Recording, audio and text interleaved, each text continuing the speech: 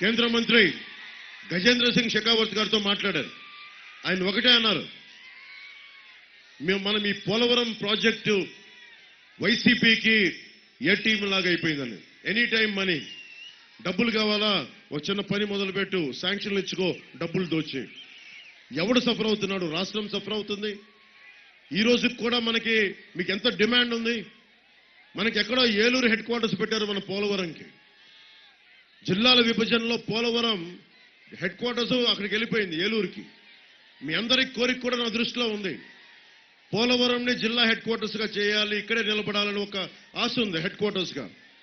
ఆ అంశాన్ని కూడా మన చంద్రబాబు గారు, నేను రైల్వే కోడూరులో మాట్లాడుతూ, రాజంపేటలో మాట్లాడుతూ, పునర్విభజన తిరిగి జిల్లాల పునర్విభజన జరిగినప్పుడు మీ కోరిక మేరకు ఇది కావాలి, ఇక్కడ మనకి పోలవరం జిల్లా హెడ్ క్వార్టర్స్ గా కావాలి అంటే ఖచ్చితంగా దాన్ని పరిశీలించే దృష్టి కూటమి ప్రభుత్వం బాధ్యత తీసుకుంటుంది.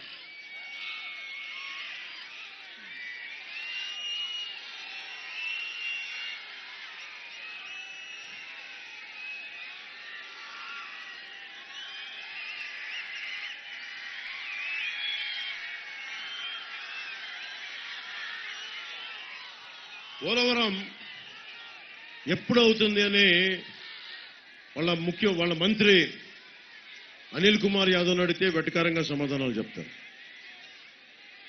ఆ బఫూన్ రాంబాబుని అడిగితేనేమో ఇంకో సమాధానం చెప్తారు.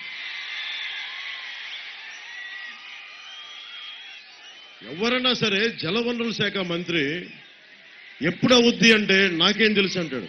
అలాంటప్పుడు మంత్రిత్వ శాఖ తీసుకోవడం దేనికి? మినిస్ట్రీ తీసుకోవడం దేనికి? వీళ్ళు డాన్సులు ప్రాక్టీసులు చేయడానిక? డాన్సులు ప్రాక్టీసులు చేస్తారు. ఇది చాలా బాధ కలిగించేది. మీరు వెళ్ళి నిజంగా నేను 2018లో మీరందరూ ఆవేశంతో నా పేరు అరుస్తూ ఉంటారు.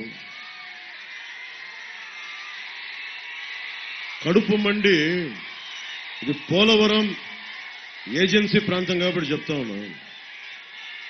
అడవుల్లోకి ఎందుకు వెళ్లాల్సిన అవసరం ఉంటుంది? కష్టాలని ప్రభుత్వాలు తీర్చలేకపోతే, చట్టాలు సహకరించకపోతే మనిషి ప్రత్యామ్నాయ మార్గాలు ఎదుగుతాడు. అందుకని నేను అలాంటి యువత, మీరు కేవలం ఉత్సాహం, కేకలు, అరుపులు అరిస్తే సరిపోద్దు. జన సైనికులు చెప్తున్నారు, అరవండి. అరుపుల వెనక చాలా నిర్మాణాత్మకంగా ఉండాలి. నేను తిరిగాను, మీ వయసులో ఉత్సాహంగా తిరిగా. మన పోలవరం, బుట్టాయిగూడెం, జంగారెడ్డిగూడెం తిరిగాను నేను. కానీ లోపల చాలా నిర్మాణాత్మకంగా ఉండేవాడిని, నేర్చుకుంటా ఉండేవాడిని. ఒక పని చేశానంటే చాలా కన్స్ట్రక్టివ్గా చేసేవాడిని. మన మీద ఉన్న బాధ్యత ఏంటి? ఇక్కడ ఈ రోజున మీరు ఎలాంటి ప్రభుత్వాన్ని ఎన్నుకున్నారు? మీరందరూ 2019లో ఎలాంటి ప్రభుత్వాన్ని ఎన్నుకున్నారు?